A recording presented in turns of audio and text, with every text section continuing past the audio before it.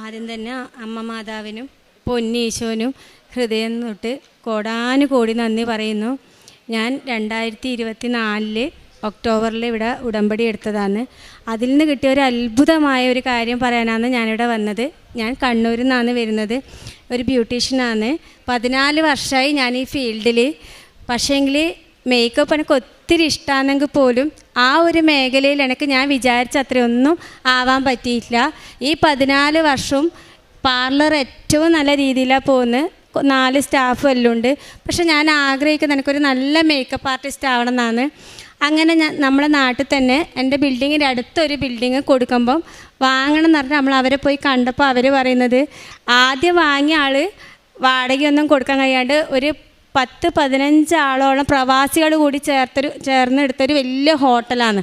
അവർക്കത് റെൻറ്റ് കൊടുക്കാനാവാത്തതുകൊണ്ട് തിരിച്ചു കൊടുത്തതായിരുന്നു. അവർ നമ്മളോട് പറഞ്ഞു ഇത്ര ഒരു മേക്കപ്പ് സ്റ്റുഡിയോയിൽ ഇവിടെ വർക്കാവുക. അപ്പോൾ എൻ്റെ ഹസ്ബൻഡ് എന്നോട് പറഞ്ഞു ഇനി ഇത് ആലോചിക്കണ്ട, നമുക്കിതാവില്ല, റെൻ്റെല്ലാം കൊടുക്കൽ വലിയ സീനല്ലേ പറഞ്ഞു.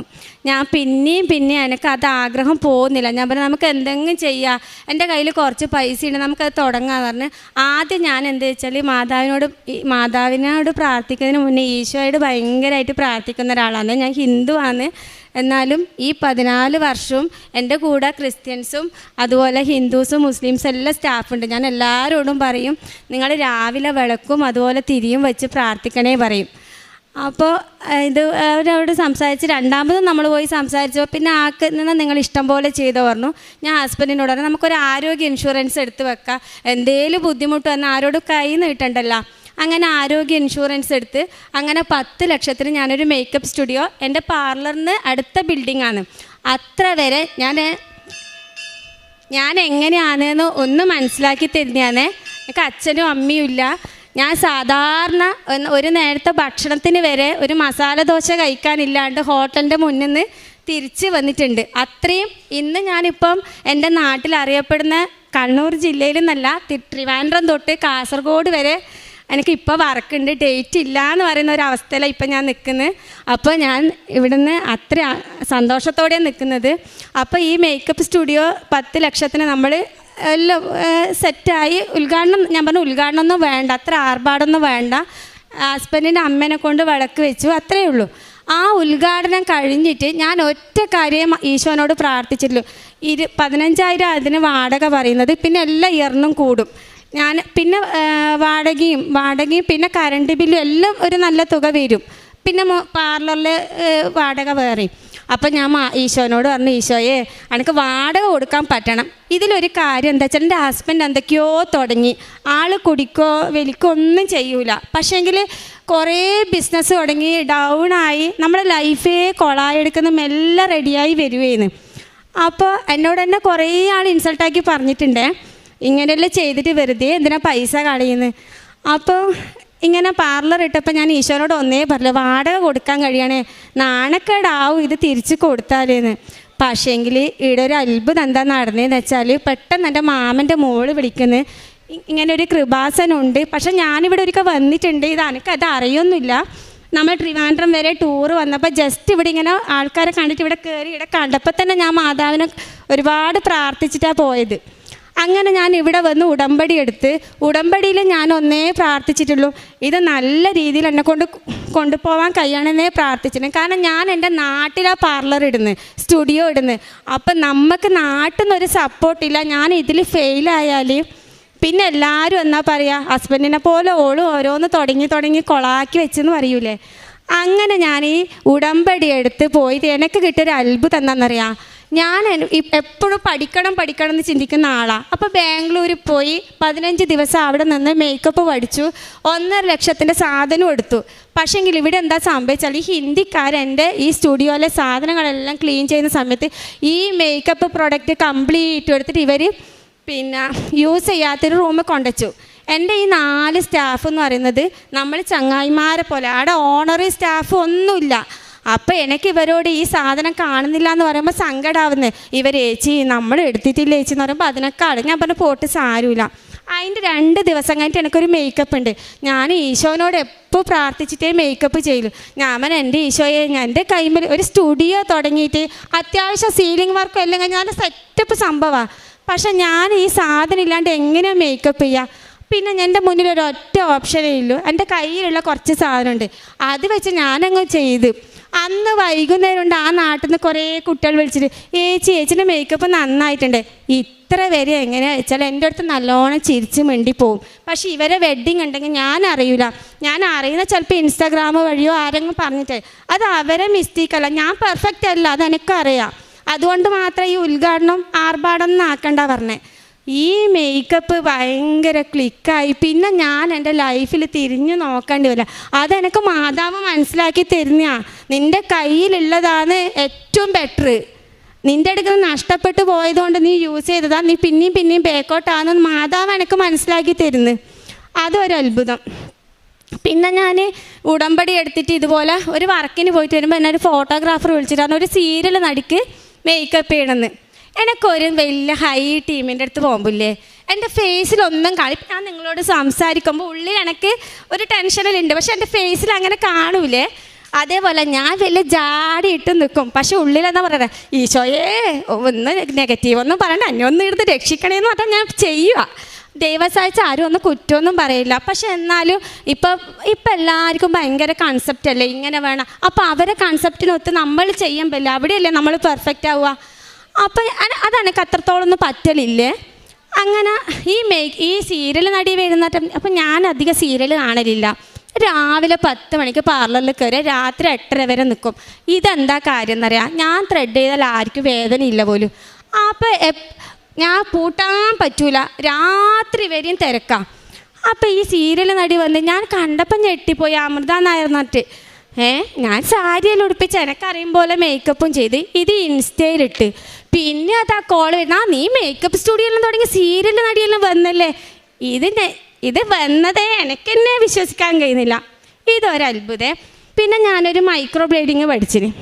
പക്ഷേ ഇത്ര വരെ എൻ്റെ ഇൻസ്റ്റാ പേജിൽ ഒരു 3000 ഫോളോവേഴ്സേ ഉള്ളൂ. അധികം ആൾക്കാർ എൻക്വയറിക്ക് വിളിക്കും, വെറുതെ വിളിക്കും, ബുക്കിംഗ് ഒന്നും ചെയ്യൂല. ഒരാളെ 2 ആളെ ചെയ്താലായി. പിന്നെ പിന്നെ പേജ് കണ്ട് ഇഷ്ടപ്പെട്ടിട്ടല്ലേ എല്ലാവരും ചെയ്യുക. അത്രയൊന്നും ആൾക്കാർ എൻക്വയറിക്കൊന്നും വരില്ല. പക്ഷെ പാർലറിൽ നമുക്ക് കിട്ടുന്ന കസ്റ്റമറെ നീറ്റാക്കി വിടുന്നതുകൊണ്ട് എപ്പോഴും പാർലറിൽ തിരക്കാം. അപ്പോൾ ഈ മൈക്രോ ബ്ലേഡിങ് ചെയ്തിങ്ങനെ, പക്ഷേ ഇതാർക്കും അറിയുന്നില്ലേ.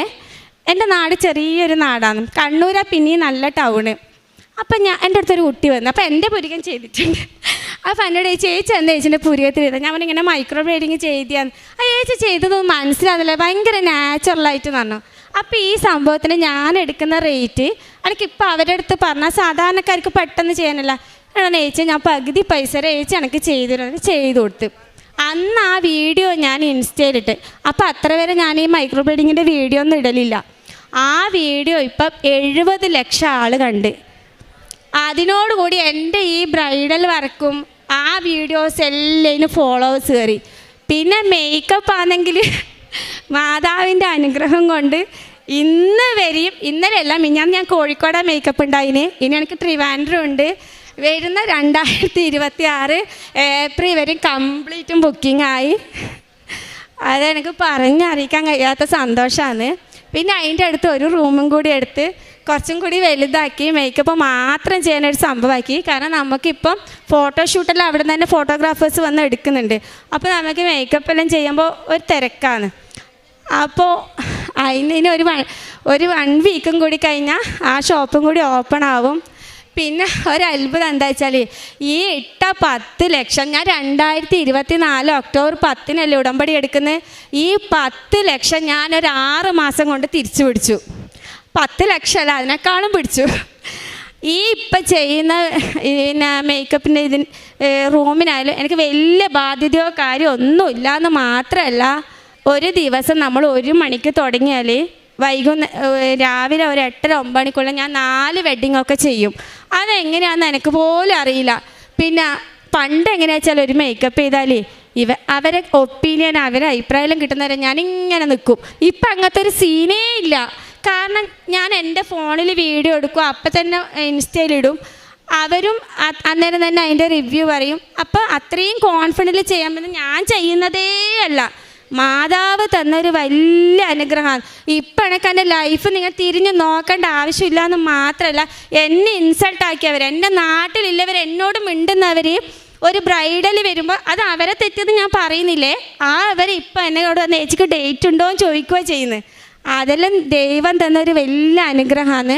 പിന്നെ ഞാൻ പണ്ട് എനിക്ക് ആർക്കെങ്കിലും എന്തെങ്കിലും വിഷമമായാലും ഞാൻ എൻ്റെ കയ്യിലുള്ളതായാലും ഹെൽപ്പ് ചെയ്യും. അങ്ങനെ ഞാൻ ഈ സ്റ്റുഡിയോ സെറ്റായി. ഇപ്പം എനിക്ക് വാടക എന്നല്ല, അങ്ങനെ അഹങ്കാരമല്ലേ പറയുന്നത്. ഒന്നിനും ലൈഫിൽ ഇപ്പോൾ ഒരു ബുദ്ധിമുട്ടില്ല എന്നല്ല, GSTൻ്റെ ആളെ ആക്കിയിട്ട് എൻ്റെ അക്കൗണ്ടെല്ലാം സെറ്റാക്കേണ്ട പരിപാടിയാണ്. അത്രയും പറയണത് നിങ്ങൾക്ക് മനസ്സിലാവില്ല ഞാൻ ഏത് ലെവലിലെത്തിയിട്ട് അങ്ങനെ പറയുന്നതെന്ന്. ഇപ്പം ഞാൻ എൻ്റെ ഇൻസ്റ്റയിൽ എൻക്വയറി വരുന്നവരോട് ഡേറ്റ് ചോദിച്ചിട്ടാണ് ബാക്കി കാര്യങ്ങളെല്ലാം പറയുന്നത്. കാരണം എനിക്ക് ഡേറ്റ് ഇല്ല, അതുകൊണ്ട് ഇപ്പം നമുക്ക് പറ്റുന്ന അത്രയും എടുക്കാൻ പറ്റുമല്ലോ, അതൊരു കാര്യം. എല്ലാത്തിനും ദൈവത്തിനോട് നന്ദി പറയുന്നു. പിന്നെ ഞാൻ അനാഥാലയത്തിൽ ഫസ്റ്റ് ഈ ബ്രൈഡൽ സ്റ്റുഡിയോ സെറ്റായി. നമുക്ക് തന്നെ തോന്നൂലേ ഇനി ബേക്കോട്ട് പോവണ്ടെന്ന്. അപ്പം അങ്ങനെ ഹസ്ബൻഡിനോട് പറഞ്ഞിട്ട് 50 ആക്കില്ല ഭക്ഷണം ആക്കിയിട്ട് നമ്മൾ അനാഥാലയത്തിൽ പോയി. ആടെ എൻ്റെ എനിക്കൊരു മോളാണ്, മോളെയും കൂട്ടിയിട്ടാണ് പോയത്. അവളും അറിയണമല്ലോ ഇങ്ങനെയുള്ള ആൾക്കാരുണ്ട്, മാനസികമായിട്ടും എല്ലാം ബുദ്ധിമുട്ടുന്ന ആൾക്കാരാണ്. അവർക്ക് അങ്ങനെ ഭക്ഷണം കൊണ്ടു കൊടുത്തു. പിന്നെ കണ്ണൂർ ടൗണിൽ ഞാൻ പൊതിച്ചോറ് കൊണ്ടുപോയി. അന്ന് എൻ്റെ ഹസ്ബൻഡ് കളിയാക്കിനെ ഈ ചോറ് ആരാ വാങ്ങാന്ന്. പക്ഷേങ്കിൽ ആടെ കണ്ണ് നിറഞ്ഞ അനുഭവം ഉണ്ടായത്. ചോറ് കൊടുത്ത് കഴിഞ്ഞിട്ട് പിന്നെ എൻ്റെ മുന്നിൽ വന്ന് കൈ നീട്ടുന്ന അവർക്കെല്ലാം 100 രൂപ വെച്ച് കൊടുത്ത്. പിന്നെ ഞാൻ ചെയ്തത്, ഇപ്പം എൻ്റെ കുടുംബത്തിലൊരു ആക്സിഡൻറ്റ് വന്നു എൻ്റെ ഏച്ചിൻ്റെ ഹസ്ബൻഡിന്. അവർക്കും ഞാനൊരു വലിയ എമൗണ്ട് കൊടുത്ത് സഹായിച്ചിട്ടുണ്ട്. ഈ ഇനിയിപ്പം ഷോപ്പ് ഓപ്പൺ ആയപാട് ഞാൻ അന്ന് ഈ അന്നദാനം കൊടുക്കാൻ പറഞ്ഞതൊരു സ്ഥലവും കൊടുത്തത് വേറൊരു സ്ഥലത്തുമാണ്. അപ്പോൾ പയ്യന്നൂർ നമുക്കൊരു അനാഥാലയമുണ്ട്, അവിടെ 100 ആൾക്കാരുണ്ട്. ഇത് സെറ്റായപാട് അവർക്ക് ഞാൻ ഭക്ഷണമായിട്ട് പോവും. എൻ്റെ ലൈഫിൽ ഇനി അങ്ങോട്ടെന്ന് ഞാനൊരു ഹിന്ദു ആയാലും എൻ്റെ അടുത്ത് വർക്കിന് വരുന്ന മൈക്രോ ബ്ലേഡിങ്ങിനെല്ലാം വന്നാൽ 1 അവർ വേണം. അപ്പോൾ ഇവരോട് ഞാൻ ഓരോ കാര്യങ്ങൾ സംസാരിച്ച് മെല്ലെ മാതാവിൻ്റെ കാര്യങ്ങൾ പറയും. പറഞ്ഞ് മെല്ലെ പത്രം അങ്ങ് കൊടുക്കും. അതുപോലെ എന്താ പറയുക, ഒരസുഖമില്ലേ പുരുകും ഹെയറും എല്ലാം പോകുന്നേ, അങ്ങനെ ഒരു മോള് വന്നിന്. ആ മോളോട് ഞാൻ ഈ മാതാവിൻ്റെ കാര്യം പറഞ്ഞ് പത്രം കൊടുത്തിട്ടുണ്ട്. പിന്നെ ഞാൻ ചിലപ്പം ഓരോ മേക്കപ്പ് ആർട്ടിസ്റ്റിന് ഇങ്ങനെ പറയുമ്പോൾ എൻ്റെ വില അങ്ങ് പോവില്ലേ, അങ്ങനെയൊന്നുമില്ല. ഞാൻ അവരോടെല്ലാം അങ്ങോട്ട് പറയലുണ്ട് ഞാൻ ഇങ്ങനെ മാതാവിലൂടെ അവിടെ എത്തിയെന്ന്. എൻ്റെ DP മാതാവാണ്. പക്ഷേങ്കിൽ ഞാൻ വിചാരിക്കാം എൻ്റെ നാട്ടുകാരെന്ത് ചിന്തിച്ചാലും സാരമില്ല, ലൈഫിൽ ഞാൻ ഇങ്ങനെ ആയത് എൻ്റെ അമ്മ മാതാവ് തന്നൊരു അനുഗ്രഹമല്ലേ. എല്ലാത്തിനും മാതാവിനോട് അതുപോലെ ഞാൻ എന്തേലും ദേഷ്യം പിടിച്ച് വീട്ടിലെന്തെങ്കിലും ചൂടായിട്ട് സംസാരിക്കോ അല്ല എൻ്റെ ഭാഗത്ത് എന്തെങ്കിലും നെഗറ്റീവ് പറ്റിപ്പോയിനെങ്കിൽ തന്നെ വൈകുന്നേരം ഞാനത് മാതാവിനോട് ഈശോനോട് മാപ്പ് പറയും. പിന്നെ ഞാൻ പഴയതിനേക്കാളും എനിക്ക് വേഗം ഒരാൾക്ക് സങ്കടമായാൽ വേഗം എനക്കും സങ്കടമാവും. അങ്ങനെ ഒരു ഏച്ചി ഇതുപോലെ ഹോട്ടലിൻ്റെ മുന്നിൽ നിന്ന് ഇങ്ങനെ ഭക്ഷണത്തിന് വേണ്ടിയിട്ടൊന്നും മനസ്സിലായിട്ടില്ല, അവരിങ്ങനെ പോ പറയുന്നത്. നോക്കുമ്പോൾ ഭക്ഷണവും വാങ്ങിക്കൊടുത്ത് പൈസയും കൊടുത്ത് ഞാനിങ്ങനെ ചോറ് കൊടുക്കുന്നതല്ല എല്ലാവരോടും. എൻ്റെ ഹസ്ബൻഡ് പറയും നീ ഇതൊന്നും ആരോട് പറയണ്ട. പക്ഷെ അങ്ങനെയല്ല, ചിലപ്പോൾ ഒരു 1000 ഉറുപ്പ്യായിരിക്കും ആർക്കെങ്കിലും അങ്ങനെ ചെയ്യണം. ഇപ്പം നമ്മൾ വിചാരിക്കുമോ നമുക്ക് ഭയങ്കര ബുദ്ധിമുട്ടാണ്, ഇതൊന്നും ചെയ്യാൻ കഴിയില്ല. നിങ്ങളടുത്ത് ഒരു 1000 ഉറുപ്പ്യ ഉണ്ടെങ്കിൽ ഒരു 100 രൂപേൻ്റെ ചോറ് ഒരാൾക്ക് വാങ്ങിക്കൊടുക്കാൻ പറ്റൂല. ആ 1000 ഉറുപ്പ്യ നമുക്കൊരു ചെരുപ്പ് വാങ്ങണം, ഒരു ഡ്രസ്സ് വാങ്ങണം, എത്ര പൈസ നമ്മൾ കളയുന്നു. അപ്പോൾ ഈ ഇരിക്കുന്ന എല്ലാവർക്കും ഒരു 100 രൂപ വെച്ചിട്ടായാലും പാവങ്ങളെ സഹായിക്കാം, പണക്കാരാവണം എന്നൊന്നുമില്ല. ബാക്കി ഇപ്പം എൻ്റെ ലൈഫ് അടിപൊളിയായിട്ട് പോകുന്നു. മാതാവിന് ഈശോനോട് കോടാനുകോടി നന്ദി പറയുന്നു. സങ്കീർത്തനങ്ങൾ 66, 16, 17 തിരുവചനങ്ങൾ. ദൈവഭക്തരെ വന്ന് കേൾക്കുവിൻ, അവിടുന്ന് എനിക്ക് വേണ്ടി ചെയ്തതെല്ലാം ഞാൻ വിവരിക്കാം. ഞാൻ അവിടുത്തോട് ഉച്ചത്തിൽ വിളിച്ചപേക്ഷിച്ചു, എൻ്റെ നാവുകൊണ്ട് ഞാൻ അവിടുത്തെ പുകഴ്ത്തി. വിവിധ എന്ന ഈ മകളുടെ സുന്ദരമായ മരിയൻ ഉടമ്പടി സാക്ഷ്യമാണ് നാം കേട്ടത്. മകൾ ടിപ്പിക്കൽ കണ്ണൂർ സ്ലാങ്ങിലാണ് നമ്മളോട് സംസാരിച്ചത്. അതുകൊണ്ട് ആദ്യം ഒന്ന് മനസ്സിലാക്കിയെടുക്കാൻ കുറച്ച് പേര് പ്രയാസപ്പെട്ട് കാണും. ആ ഒരു സ്പീഡും ആ ഒരു സ്ലാങ്ങും കൂടി നമ്മളിതിങ്ങനെ എന്താണ് ഈ മകൾ പറഞ്ഞു വരുന്നതെന്ന് നമ്മൾ ശ്രദ്ധിച്ചു കൊണ്ടിരുന്നു. ഇത്ര സുന്ദരമായിട്ടാണ് അവളുടെ ജീവിതത്തെ നമ്മുടെ മുമ്പിൽ എക്സ്പോസ് ചെയ്തത്. അവൾ പറഞ്ഞു, ഒരു മസാല ദോശയ്ക്ക് പൈസ ഇല്ലാതിരുന്ന കാലം എനിക്കുണ്ട്, പട്ടിണി നിന്ന് എൻ്റെ ജീവിതം തുടങ്ങിയ ഒരു കാലം എനിക്കുണ്ട്.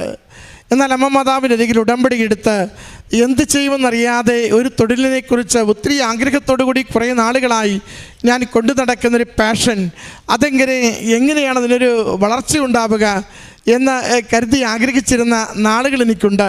ചെറിയൊരു ഗ്രാമത്തിലാണ് എൻ്റെ മേക്കപ്പ് സ്റ്റുഡിയോ ഉള്ളതെങ്കിലും ബ്യൂട്ടി പാർലർ ഉള്ളതെങ്കിലും അധികം പേരൊന്നും വരാതെ കുറേ പേരൊക്കെ ഇത്തിരി കളിയാക്കിയും ആക്ഷേപിച്ചും ഒക്കെ നടന്നൊരു കാലം എനിക്കുണ്ട്.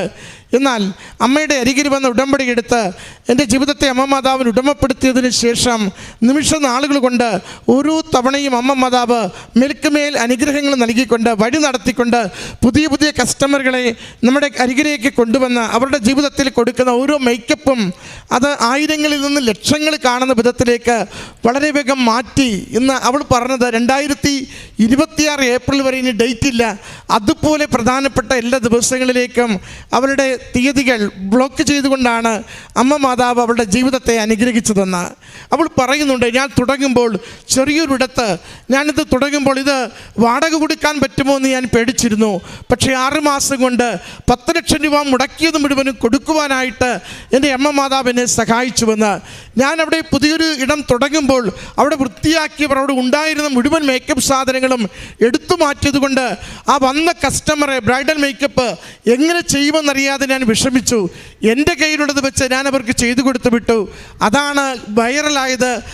അതുമേ പിടിച്ചാണ് പിന്നീട് എൻ്റെ ഈ ബ്രൈഡൽ മേക്കപ്പ് 2-3 പേർക്ക് ഒരു ദിവസം ചെയ്യുന്നത് അത്ര എളുപ്പമുള്ള കാര്യമല്ല. അതുപോലും എന്നെക്കൊണ്ട് എൻ്റെ കൈവിരലുകൾക്ക് വേഗത നൽകിക്കൊണ്ട് എന്നെ ഇത് ചെയ്യിച്ചെടുക്കുന്നതൊക്കെയും അമ്മ മാതാവാണെന്ന് മകൾ പറയുകയാണ്. പ്രിയമുള്ളവരെ, സമയച്ചുരുക്കത്തിൻ്റെ സാക്ഷ്യമാണിത്, സമൃദ്ധിയുടെ സാക്ഷ്യമാണിത്. അടിപതറി നിൽക്കുന്ന ജീവിതങ്ങൾക്ക് ദൈവം മേൽഗതി കൊടുക്കുമെന്ന് ഉറപ്പിച്ചു പറയുന്ന സാക്ഷ്യമാണിത്. ദൈവനാമത്തെ മഹത്വപ്പെടുത്തുകയും കാരുണ്യ പ്രവൃത്തികളോടെ ദൈവസ്നേഹത്തിൽ ജീവിക്കുകയും ദൈവത്തോട് വിശ്വസ്തതയുള്ള ജീവിതം കാഴ്ചവെക്കുകയും ചെയ്യുമ്പോൾ നമ്മൾ എത്ര കണ്ട് ചെറിയവരാണെങ്കിലും നമ്മളെ വലിയവരാക്കുവാൻ, നമ്മൾ എത്ര അവസാനത്തവനാണെങ്കിലും നമ്മളെ ഒന്നാമത്തവനാക്കുവാൻ ദൈവത്തിന് സാധിക്കുമെന്ന് ഈ മകൾ തൻ്റെ ജീവിതത്തിലൂടെ പങ്കുവെക്കുകയാണ്. എളിയ തുടക്കം, സ്ഥിരമായ വിശ്വാസം, ഉടമ്പടിയിലുള്ള ആശ്രയത്വം, അമ്മ മാതാവിലുള്ള ശരണം, അമ്മയോട് പ്രാർത്ഥിച്ചുകൊണ്ട് ഈശോയോട് പ്രാർത്ഥിച്ചുകൊണ്ട് ഓരോരുത്തർക്കും ചെയ്യുന്ന മേക്കപ്പും ഓരോ കാര്യങ്ങളും ചെയ്യുന്നതൊക്കെയും അത് എൻ്റെ ഈശോയോട് ചോദിച്ചും എൻ്റെ അമ്മ മാതാവിനോട് പ്രാർത്ഥിച്ചും മാത്രമേ ഞാൻ ചെയ്യുകയുള്ളൂ. അത് മകൾ ലോകത്തോട് പറയുന്നൊരു സാക്ഷ്യമാണ്. എൻ്റെ ജീവിതം ലോകത്തിൻ്റെ സമുദ്രത്തിന് പുറകെ പരക്കം പായുന്നതല്ല, മറിച്ച് അത് എൻ്റെ ആത്മാവിനെ സൂക്ഷിച്ചുകൊണ്ട് എൻ്റെ ദൈവനാമത്തെ മഹത്വപ്പെടുത്തിക്കൊണ്ട് ദൈവവിചാരത്തോടു കൂടി ഞാൻ ചെയ്യുന്ന പ്രവൃത്തിയാണെന്ന് മകൾ പറയുന്നുണ്ട്. ഒരാൾ വന്ന് മേക്കപ്പിന് വന്നപ്പോൾ ആരാണെന്ന് പോലും എനിക്ക് മനസ്സിലായില്ല. കാരണം രാവിലെ മുതൽ രാത്രി വരെ എനിക്കവിടെ നിരന്തരമായി സ്റ്റുഡിയോയിൽ ആളുണ്ട്. പക്ഷേ ആ വ്യക്തി പോയിട്ട് ഇൻസ്റ്റയിൽ അദ്ദേഹത്തിൻ്റെ മേക്കപ്പ് ചെയ്ത ഫോട്ടോ ഇടുമ്പോഴാണ് അറിയുന്നത് ഏറ്റവും അറിയപ്പെടുന്ന ഒരു സീരിയൽ നടിയാണെന്ന്. 70 ലക്ഷം പേർ ഒരു ഇൻസ്റ്റ റീൽസ് കാണുക അത്ര എളുപ്പമുള്ള കാര്യമല്ല. അതാണ് മകൾ പറയുക, നമ്മൾ ശാന്തരായിരുന്നാൽ മതി, നമുക്ക് വേണ്ടി ദൈവം പ്രവർത്തിക്കും. നമ്മൾ വിശ്വസ്തരായിരുന്നാൽ മതി, നമുക്ക് വേണ്ടി വലിയ അനുഗ്രഹങ്ങൾ അമ്മ മാതാവും ഈശോയും ഒരുക്കിക്കൊണ്ട് ജീവിതത്തെ മുന്നോട്ട് നയിക്കുന്നത് കാണാനാവും. സുന്ദരമായി മകൾ അതിൻ്റെ സാക്ഷ്യമാണ് ഈ അൾത്താരയിൽ പങ്കുവച്ചത്. കൂടുതൽ ദൈവാനുഭവങ്ങളും അമ്മ മാതാവിൻ്റെ സംരക്ഷണവും മകൾക്കുണ്ടാവട്ടെ. നമ്മുടെ ജീവിതങ്ങൾ പൂർണ്ണമായി ദൈവകരങ്ങളിൽ ഏൽപ്പിച്ചു കൊടുത്തുകൊണ്ട് വിശേഷ ബുദ്ധിയായി കാരുണ്യ പ്രവൃത്തികളും പ്രേക്ഷിത പ്രവർത്തനങ്ങളും ആയിരിക്കുന്ന ഇടങ്ങളിലൊക്കെയും സന്തോഷത്തോടും സ്നേഹത്തോടും നിർവഹിക്കുവാൻ നമുക്ക് സാധിക്കട്ടെ എന്ന് പ്രാർത്ഥിക്കുന്നു. മകൾക്ക് ലഭിച്ച എല്ലാ സമൃദ്ധമായ അനുഗ്രഹങ്ങൾക്കും അമ്മ മാതാവിനും തിരുക്കുമാരനും നന്ദി പറഞ്ഞുകൊണ്ട് കരങ്ങളടിച്ച് ഈ സാക്ഷ്യം സമർപ്പിക്കാം.